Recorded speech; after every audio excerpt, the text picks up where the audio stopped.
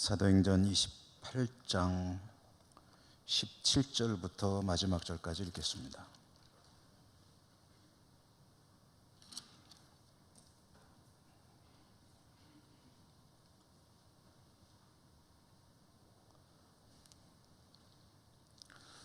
교독합니다. 사흘 후에 바울이 유대인 중 높은 사람들을 청하여 그들이 모인 후에 이르되, 여러분 형제들아, 내가 이스라엘 백성이나 우리 조상의 관습을 배척한 일이 없는데 예루살렘에서 로마인의 손에 죄수로 내준 바 되었으니,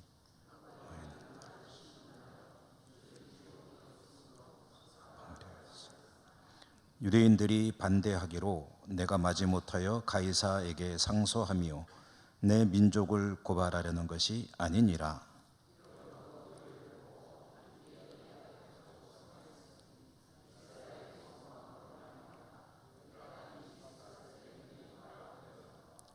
그들이 이르되, 우리가 유대에서 내게 대한 편지도 받은 일이 없고 또 형제 중 누가 와서 내게 대하여 좋지 못한 것을 전하든지 이야기한 일도 없느니라.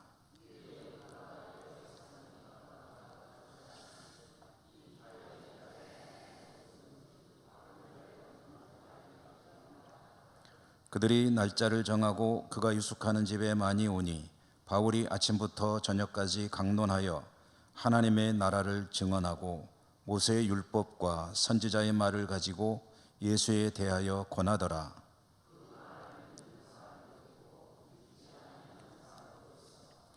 서로 맞지 아니하여 흩어질 때에 바울이 한 말로 이르되, 성령이 선지자 이사야를 통하여 너희 조상들에게 말씀하신 것이 옳도다.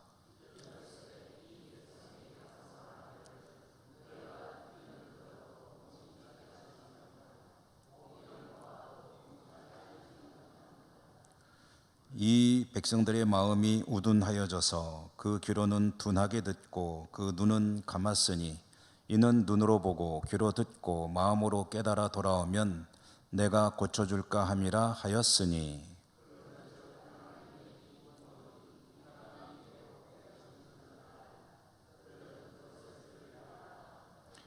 바울이 온 이태를 자기 셋집에 머물면서 자기에게 오는 사람을 다 영접하고 하나님의 나라를 전파하며 주 예수 그리스도에 관한 모든 것을 담대하게 거침없이 가르치더라. 아멘.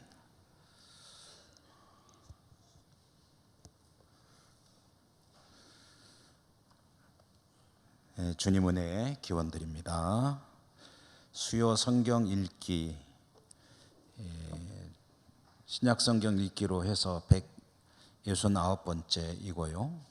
사도행전만으로 따지면은 69번째로 이제 사도행전을 말하자면 69회로 나누어서 다 읽었다 하는 그런 이야기가 되겠죠. 누가복음을 읽기 시작하면서 신약 성경 읽기가 시작되었고, 누가복음과 이어서 이제 사도행전을 읽음으로 주님 이야기, 물론 마태, 마가, 요한복음의 이야기들도 보충을 하는 게 더 좋겠지만 그렇게까지 하기엔 너무 방대해지므로 줄거리를 잡기 위해서 누가복음으로 주님 이야기를 쭉 읽고, 또 누가복음과 가장 잘 연결되는 사도행전, 그러니까 사도행전과 가장 잘 연결되는 누가복음을 읽은 거죠. 사도행전을 읽기 시작해서 이제 69번째로 다 읽었습니다. 그 중간에 서신서 몇 개를 잠깐 들여다봤죠. 데살로니가 전후서라든가 고린도 전후서, 그리고 로마서 같은 책들을 잠깐 맛봤다고 하기도 그렇고요. 냄새만 맡고 왔다고 하면 좋을 것 같아요. 이렇게 잠깐 들여다보고 이제 드디어 사도행전을 다 읽었습니다. 사도 바울이 로마에 도착했죠. 로마에서 이제 2년 정도 머문다 하는 이야기로 사도행전이 매듭을 짓고 있습니다. 이 마지막 두 절은 사도 바울이 로마에 한 2년 정도 머무는 동안에 어떻게 살았는가 하는 것에 대한 이야기, 요약입니다. 바울이 온 이태를 자기 셋집에 머물면서 자기에게 오는 사람을 다 영접하고 하나님의 나라를 전파하며 주 예수 그리스도에 관한 모든 것을 담대하게 거침없이 가르치더라. 이렇게 한 2년 살았다. 근데 이 2년이라는 기간이 아마 사도 바울이 로마에 머문 전체를 의미하는 것은 아닐 거로 봅니다. 그래서 이것은 이 2년은 무슨 의미를 가진 기간이냐 하면 황제로부터 재판을 받기 위해서 왔는데 재판을 받았든지 아니면은 안 받았더라도 이 사건이 종결되는 데까지 한 2년 걸렸다라는 것으로 이해를 합니다. 그러면 재판받으러 왔는데 왜 재판을 안 받았느냐? 이제 성경을 연구하는 이들은 그 가능성도 열어두고 이제 연구를 하는데요. 재판을 이제 제기한 고소인들이 소를 취하하면 재판을 안 하게 되죠. 그래서 유대인들이 소를 취하했을 가능성도 있다. 재판을 받아서 무죄로 판결이 됐거나 아니면은 유대인들이 소를 취하했거나 하는 데까지 걸린 기간이 한 2년 걸렸을 것이다. 이렇게 보고 있습니다. 유대인들이 소를 취하했을 가능성은 왜 언급이 되냐면 로마 시대 때에는 소송을 하게 되면 패소하는 쪽에 굉장히 불이익이 주어졌다 그래요. 그러니까 소송을 좀 줄이기 위해서 툭하면은 소를 제기하니까 소송 웬만하면 하지 말라고, 소송을 제기했다가 패소하게 되면은 굉장히 불이익이 주어지기 때문에 유대인들이 고소했다가 이제 그런 어떤 염려 때문에 소를 취했을 가능성도 얼마든지 있다. 그래서 이제 2년 정도 후에 결국은 이 사안은 이제 끝나게 되었다라는 이야기죠. 그 뒤에 사도 바울이 뭘 했을 것인가 하는 것에 대해서는 이제 여러 가지 또 추측들이 있습니다. 근데 그 이야기는 우리가 이제 또 다른 서신서들을 수요일마다 조금씩 읽어가면서 이 사도행전 이후에 로마 사도 바울의 행적 거기에 대해서는 이제 추측을 하면서 성경을 읽어보도록 하고요. 오늘 이제 사도행전 매듭 짓는 말씀 그 내용을 함께 보도록 하겠습니다. 2년 정도 머무르는 기간 동안에 사도 바울이 머무는 말하자면 처소라고 할까요? 그것은 셋집이었다라고 합니다. 셋집, 임대주택. 그러니까 이제 사도 바울이 감옥에 갇혔다라고들 많이 이야기하시잖아요. 근데 돌감옥에 갇힌 적도 있습니다. 그것은 아주 나중의 일이고 이 당시에 머물던 것은 지하의 돌감옥이 아니라 이제 가택연금 상태라고 이제 보면 되는 거죠. 셋집에 머무르면서 재판을 기다리고 있는 일종의 미결수 대기 상태이기 때문에 자기 비용을 내 가지고 집에서 기다리고 있었고 그 비용은 어떻게 조달했을까 하는 것도 궁금해하는 그런 성경 연구하는 이들이 있기 때문에 이제 그 자료들을 보면은 아마 자유롭지는 못했을 것이기 때문에 이제 그 여러 교회들이 후원하는, 특별히 빌립보 교회 같은 경우에는 사도 바울을 정기적으로 후원을 했거든요. 그래서 빌립보 교회가 보내는 그런 선교 헌금 같은 그런 재정들이 사도 바울이 로마에서 지내는데 큰 도움이 됐을 것이다, 이렇게 이해를 합니다. 비교적 셋집에 머무르면서 자유롭게 지냈다고 하는데 그러다 보니 찾아오는 사람들이 있을 경우에 그들을 또한 자유롭게 맞이했다. 다 영접했다고 나와 있죠. 자기에게 오는 사람을 다 영접했다. 30절에. 여기에 이제 굉장히 중요한, 우리말 성경으로 보면은 잘 드러나지 않는 원어로 읽을 경우에 아주 굉장히 중요한 의미가 있는데 이 일의 지속성입니다. 지속성. 그러니까 2년 동안 이태 동안 셋집에 머무르고 있던 사도 바울을 많은 사람들이 계속 찾아왔다. 근데 그 사람들을 다 사도 바울이 영접을 했다. 그러니까 찾아오는 사람들이 많이 있었고 그들을 다 그대로 다 영접하는 그 일이 2년 동안 계속되고 있었다 하는 의미입니다.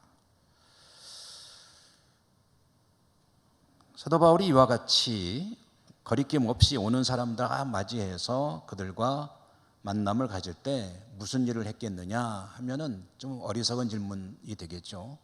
바울 같은 사람이 사람들이 찾아왔을 때 그 사람들하고 만나서 무슨 얘기를 했겠느냐. 오늘 마지막 말씀을 보면은 하나님의 나라를 전파하고 주 예수 그리스도에 관한 모든 것을 가르치더라. 여기에도 또 좀 전에 말씀드렸던 문법적으로 우리 성경에는 드러나지 않지만 성경 기록된 헬라어 원어로 읽으면 아주 또렷하게 보이는 특징이 있는데 그게 뭐냐면 또한 지속성입니다. 그러니까 이렇게 되는 거죠. 사람들은 계속해서 사도 바울을 찾아오고 있었고 사도 바울은 오는 사람들을 다 영접했고 영접한 사람들에게 계속해서 하는 얘기가 뭐냐면 하나님의 나라를 전파하고 예수 그리스도에 관한 것들을 가르치는 이 일이 그곳에서 2년 동안 계속되고 있었다.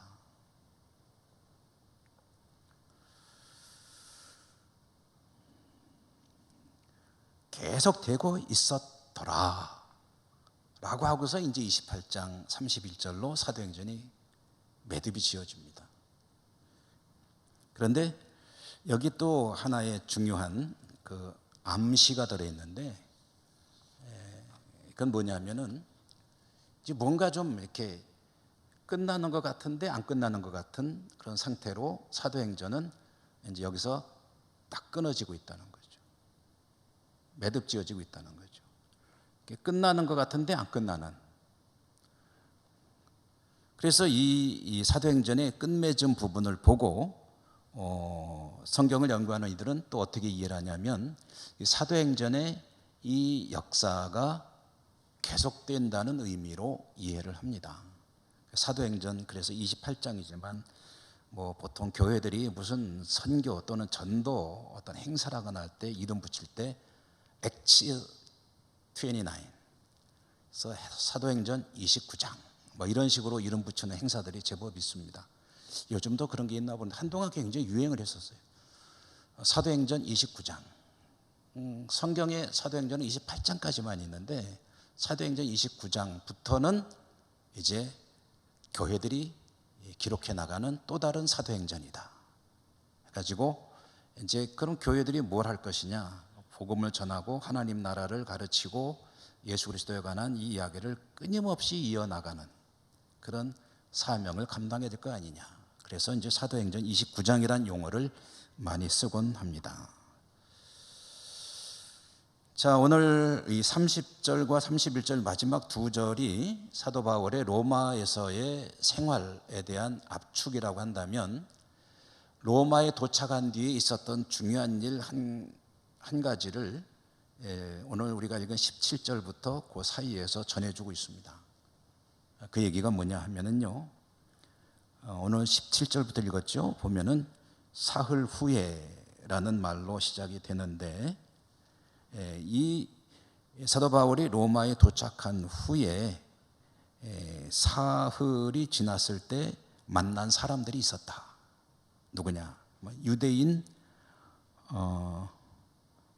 중 높은 사람들을 만났다. 그들을 어떻게 만나느냐? 청해서 만났다. 사도행전 읽으면서 여러분 사도 바울 이야기를 제가 전할 때 자주 보았던 것 중에 하나는 사도 바울이 새로운 도시에 도착하면 제일 먼저 복음을 전하기 위해서 갔던 곳이 있죠.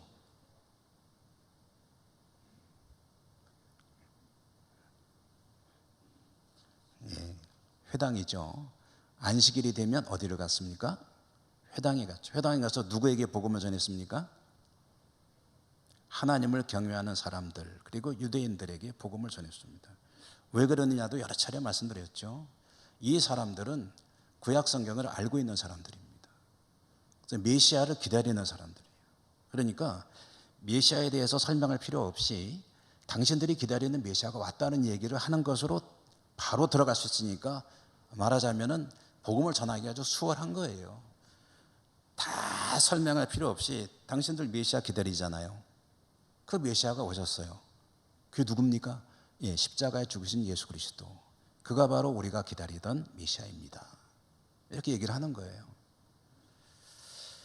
로마에 가서도 로마에 도착하고 사흘이 지난 뒤에 사람들을 만났는데 그게 누구라고요? 유대인 중에 높은 사람들을 만났다. 그게 이제 이 사람들을 만나기 위해서 사도 바울이 어느 정도 자유를 누리고 있었기 때문에 가택연금이지만 그러나 한 사람이 이제 말하자면 일종의 감시자 겸 지킴이로 같이 생활을 했고, 어느 정도 좀 자유가 주어졌다고 한다면은 안식일에는 회당에 가는 것이 가능했을 수도 있다. 그렇다면 회당에 로마에 가서도 비록 죄수의 신분으로 왔지만 그러나 그 로마에 가서도 사도 바울은 안식일이 되었을 때 자기를 감시하는 그 병사를 잘 말하자면 설득을 해가지고 회당에 좀 다녀오겠소. 같이 가도 좋고. 이렇게 해서 가서 유대인 지도층을 만난 것일 수도 있고, 그건 잘 모릅니다. 근데 그게 불가능했다면 사흘이 지났을 때 유대인 높은 사람들을 초청해서 자기가 있는 곳에 초청해서 만났을 수도 있다. 어느 쪽인지는 뭐 정확히 알 수는 없습니다. 유대인 높은 사람이라고 그랬는데 유대인 중에 뭐 고관이나 이런 사람들을 의미하는 건 아니고 유대인 공동체에서 지도자급 인물, 그러니까 아마 회당장 정도 되는 사람들 아니었겠나. 그 로마의 그 당시 전성기 예수님 시대에 로마라는 도시에 살고 있었던 인구는 100만 명이라고 추측하고 있습니다. 100만 명이면 어마어마한 도시입니다. 그 당시 최대 도시, 세계 최대 도시 100만 명.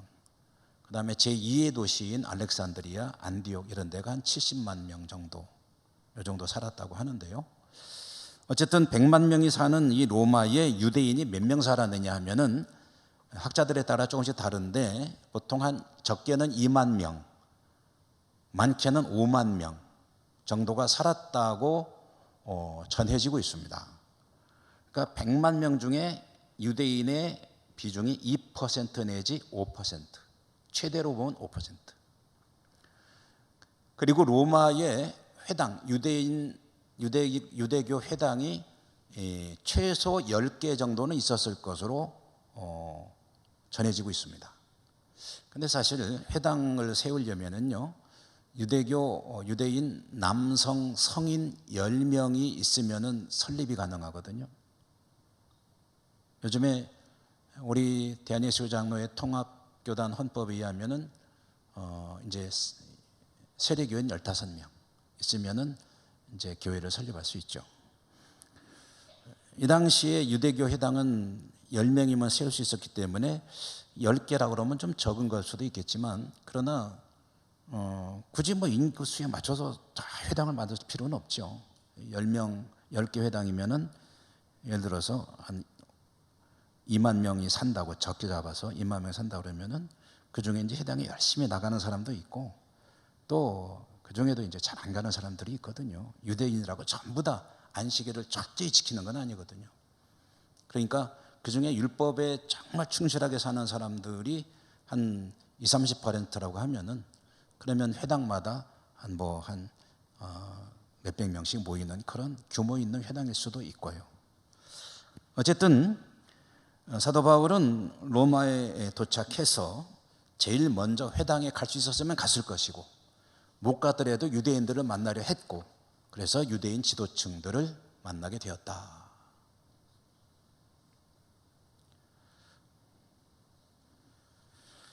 유대인 지도층을 만난 사도 바울은 로마에 있는 유대인들에게 자기가 로마까지 오게 된 그 경위를 일단 해명을 하게 됐습니다. 나는 유대인들에게 해를 끼친 사람이 아니고 무슨 죄를 지어가지고 실정법상 죄를 지어가지고 이렇게 죄수로 끌려온 것이 아니고 내가 끌려온 것은 그런 문제 때문에 온 게 아니다. 자신은 아무 죄가 없다. 그런데 로마 사람들은, 총독을 비롯해서 로마인들은 나를 풀어주려고 했는데 동족인 유대인들이 나를 끝까지 죽이려고 쫓아다니기 때문에 내가 동족을 피해서 황제에게 상소를 하다 보니 여기까지 오게 되었다. 그 얘기를 했습니다. 그 얘기는 그 속에 들어있는 속뜻은 뭐냐면 나는 절대로 내 형제, 내 동족인 유대인들에게 해를 끼치는 사람이 아니다. 근데 그들이 나를 죽이려고 한다.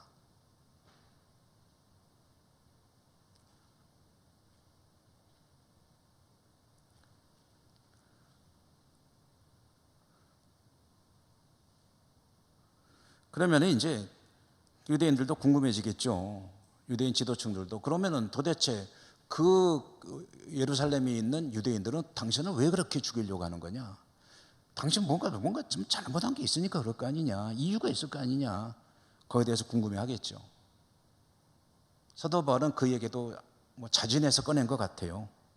오늘 말씀이 20절의 뒷부분에 보면 20절 읽어보면요.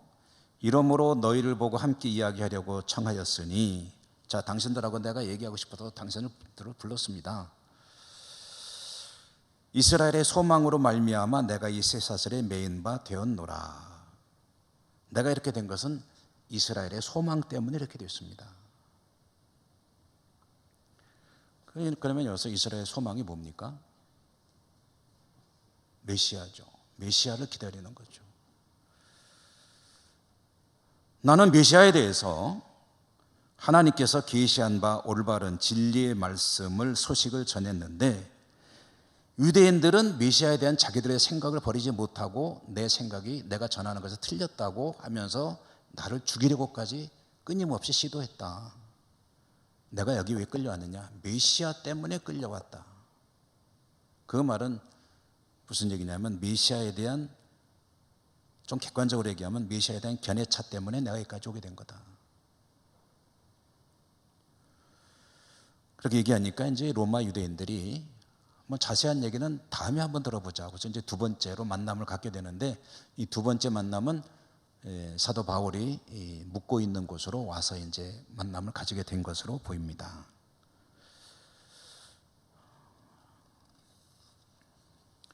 이렇게 유대인들을 초청해서 두 번째로 만났을 때 사도 바울은 오늘 성경에 보면은 하루 종일 아침부터 저녁까지 23절에 보니까 아침부터 저녁까지 강론했다. 그러면서 그들에게 전하기를 하나님의 나라를 증언하고 모세 율법과 선지자의 말을 가지고 예수에 대해서 권했다라고 하는데, 이 얘기는 무슨 얘기냐면 구약 성경에 나와 있는 메시아에 관한 증언들을 가지고 그들에게 성경을 풀어서 예수 그리스도가 왜 메시아냐라는 것을 가르쳤다. 그런 뜻입니다. 그렇게 유대인들에게 예수님에 대해서, 예수님이 메시아라는 사실을 풀어서 강론을 하니까 구약 성경을 가지고 가르쳤더니 24절에 반응이 나오죠. 반응이 어땠냐면 그 말을 믿는 사람도 있고 믿지 아니하는 사람도 있더라.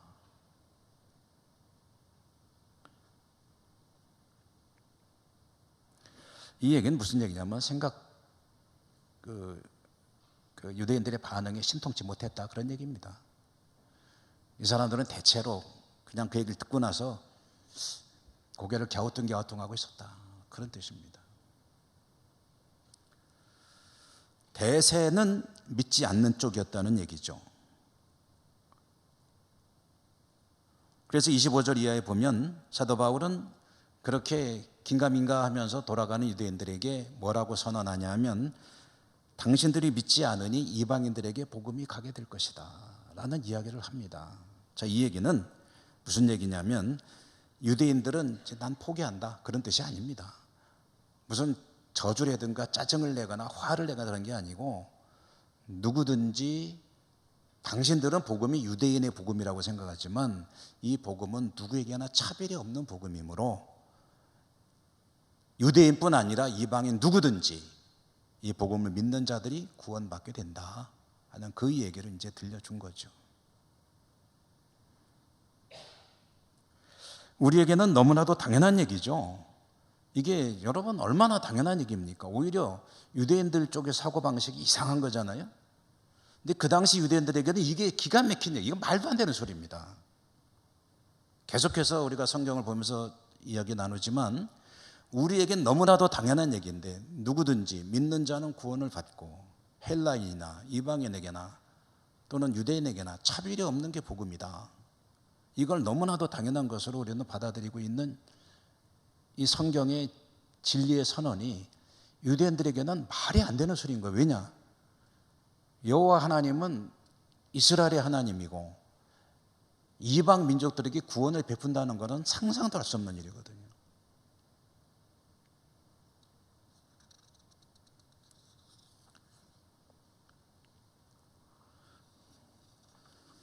자, 그러면 오늘 사도행전 그렇게 하면서, 그렇지만 사도 바울이 끊임없이 자신을 찾아오는 이들에게 복음을 전하고 있었다는 것으로 사도행전이 끝나게 되는데, 매듭지어지게 되는데, 한 가지만 생각을 해보고 사도행전 읽기를 마치려고 합니다.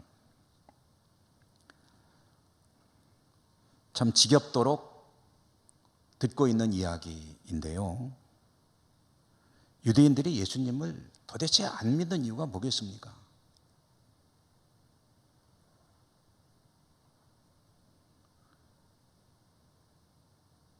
유대인들이 예수님을 안 믿을 뿐 아니라 안 믿으려고 하는 이유, 지금까지도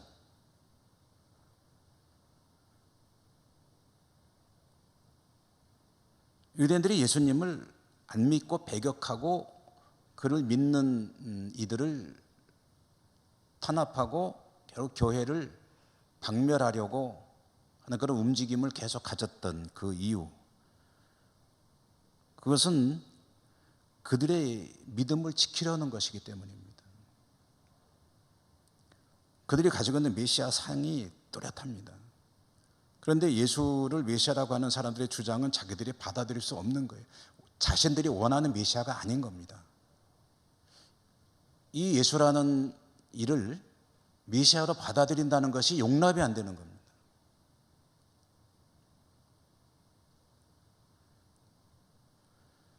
여기서 우리가 한 가지 이제 근본적인 우리 신앙과 관련되는 조금 더 폭넓게 보면은 종교 문제에 관련된 근본적인 질문을 하나 던지게 됩니다.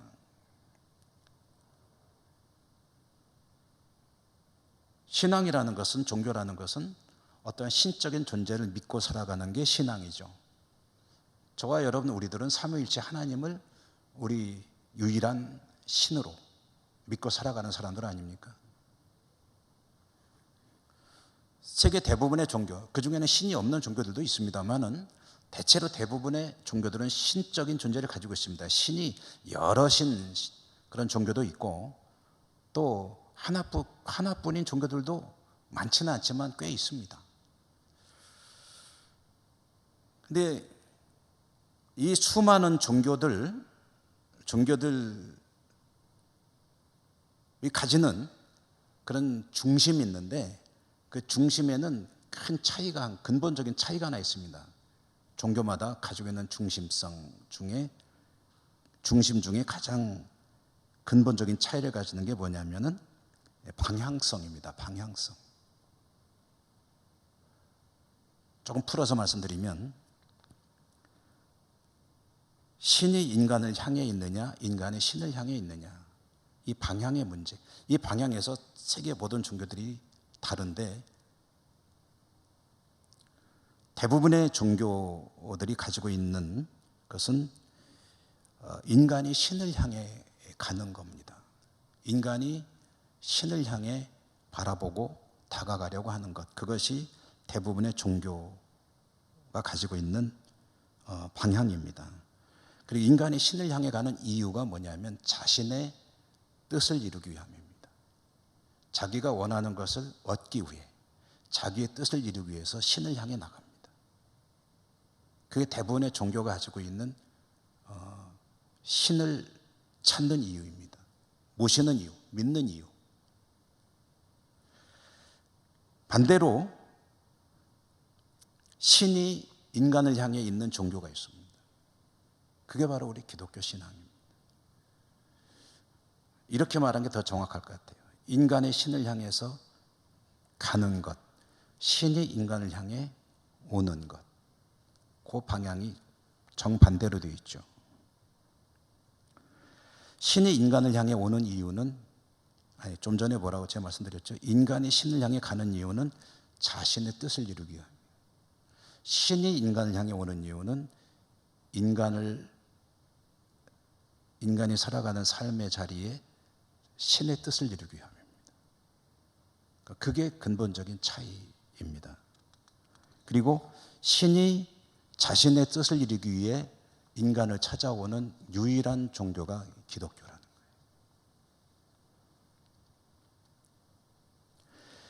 신이 인간과 더불어 자신의 뜻을 이루기 위해 찾아오신다 했는데, 그러면 이루시려고 하는 그 뜻이 뭐냐면은 인간과 함께 신이 원하는 세상을 이루고 살아가는 것. 그게 기독교라는 종교라는 관점에서 볼 때 기독교의 신이 가지고 있는 이유 목적입니다. 그게 신의 뜻이에요. 인간과 함께 살겠다.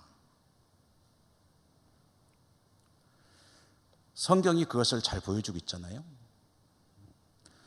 여러분, 기독교의 신, 곧 삼위일체 하나님, 성경이 증거하는 신은 세상을 창조하셨고 인간과 함께 살기를 원하셨던 신입니다. 그렇게 세상을 만드셨는데 인간이 그 세상을 망가뜨렸죠. 그리고 쫓겨났습니다. 인간의 입장에서는 그 세상을 잃어버린 겁니다. 그렇게 신의 뜻은 좌절됐습니다. 그런데 그거로 끝이냐면 그렇지가 않다는 거예요. 신은 계속해서 자신의 뜻을 이루기 위해 인간을 찾아오신다. 구약성경을 통해서 보면은 에덴의 낙원에 아담과 하와를 찾아오시고, 에녹을 찾아오시고, 노아를 찾아오시고, 가인과 아벨, 아브라함, 이삭, 야곱, 요셉, 모세, 다윗을 찾아오시고, 선지자들을 찾아오시고, 찾아오는 이유가 뭡니까? 자신의 뜻을 이루기 위한 것. 인간의 뜻을 들어서 그것을 이루어주는 선물 했다 받아라. 그러는 것들은 그건 부수적인 일들이에요. 근본 목적이 아닙니다. 신이, 하나님이 찾아오는 이유는 자신의 뜻을 그를 통해서 이루기 위함입니다. 그렇게 찾아오신 신이 신으로서 찾아오는 것에 그치지 않고 사람이 되어 찾아오셨다. 그게 바로 예수 그리스도. 아예 사람이 되어서 사람과 함께 살기 위해 오셨다.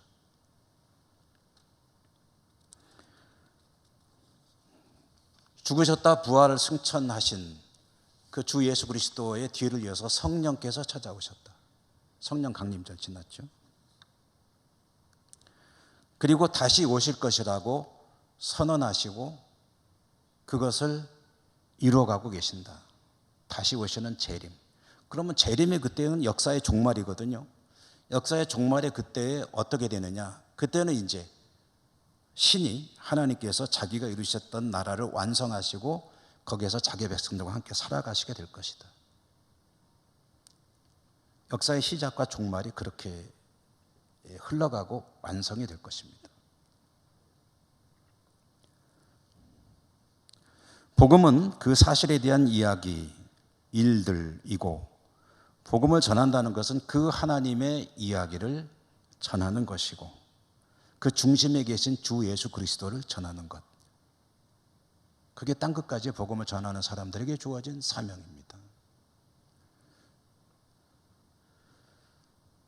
마지막 그때까지 그 사명을 감당하는 이들이 모임이 교회입니다. 사도행전은 그래서 교회 이야기도 하다. 그 예수 그리스도가 하나님의 뜻을 이뤄가는 하이라이트라고 할 수 있는 그 예수 그리스도가 메시아이신데, 유대인들은 자신들이 가지고 있는 메시아에 대한 이해를 포기하지 않습니다. 그들은 구약 성경을 통해서 메시아에 대한 이야기를 약속을 받았고 이야기를 들었는데, 자기들이 가지고 있는 이해는 뭐냐면, 메시아는 이스라엘 나라를 세계 모든 민족 위에 뛰어난 나라, 세계 최강대국으로 만든다는 그 문자적인 해석입니다. 세계 모든 민족 위에 최고로 강력한 나라, 로마 제국을 발밑에 두는 그런 나라. 그 당시 유대인들의 믿음입니다. 메시아가 오시면 로마를 압도하고 로마를 발밑에 두고 그 로마까지도 다스리는 강력한 제국, 그것을 메시아가 이루실 것이다. 오늘날로 치면 세계 최강대국을 만드는 거죠. 그래서 유대교 신앙에 몰두하는 이들은 아브라함에게 주셨던 그 약속의 땅, 그것을 지금도 지키기 위해서 있는 힘을 다합니다. 여러분 그 뉴스를 통해서 가끔 보시죠. 이스라엘 사람들은 전쟁이 끝나길 원치 않는다는 거예요. 그 중심에 뭐가 있냐면 하나님의 약속에 있는 이 땅을 지켜야 된다는 거예요. 2500년 유리방황하던 역사를 끝내고 여기에 다시 나라를 세웠는데 다시는 이 땅을 빼앗기지 않겠다. 혹시라도 이 땅을 위협하는 적이 있다면 다 먼저 공격해버리는 것이 신의 뜻을 따르는 길이다. 제가 뉴스 보다 보니까 이스라엘 국민의 60몇 프로가 전쟁 끝나지 않기를 바란다고.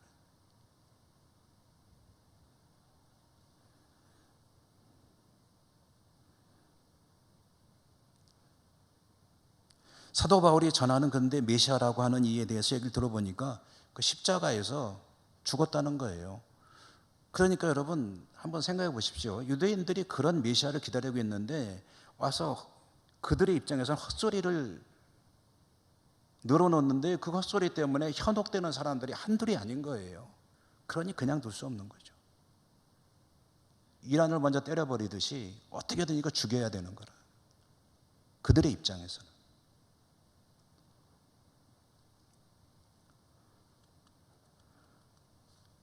사도 바울이 뭐라고 말을 하든 용납이 안 되는 겁니다. 그러니 긴가민가 한 거고. 자, 여러분, 우리 기독교 신앙, 우리가 예수 그리스도를 구주로 믿고 살아가는 우리 신앙의 핵심 한 가지는 정말 우리가 잘 알고 있어야 됩니다. 그건 뭐냐면 예수님 믿고 살아가는 나에게 있어서 예수님과의 관계 속에서 정말 중요한 것은 내가 우리 주님의 도우심을 받아야 될 것은 얼마든지 있어요. 그것은 간절히 다 구합니다. 건강을 위해서 건강 좀 주세요. 주님, 돈도 필요하면 주세요. 우리 아이들에게 이런 은혜를 주세요. 뭐 여러 가지 구할 것도 있죠. 그러나 중심은 확실하게 가지고 있어야 하는데 그건 뭐냐면 예수 그리스도를 믿는 우리의 신앙의 중심에 하나님께서 원하시는 것이 그 뜻이 나를 통해서 이루어져야 된다. 여기에 대해서는 흔들리지 않는 인식을 가지고 있어야 됩니다. 내가 믿음을 가지고 살아가는 것은 내 소원을 이루는 것이 중심이 아니고 하나님이 나를 통해서 하나님의 뜻을 이루어가는 것이 그게 중심이다. 내가 살아가는 삶의 자리에 하나님의 뜻이 이루어지고 하나님의 나라가 이루어지고 하나님이 영광을 받으시는 것이다. 그게 주기도문의 기도 내용 아닙니까? 그거랑 뭐가 어떻게 다르냐? 성경 말씀을 최선을 다해 따르고 지키며 살아가는 삶을 내가 살아갈 때 하나님의 뜻이 나를 통해서 이루어지고 하나님의 영광을 받으시고 하나님의 나라가 확산되어져 가는 거죠.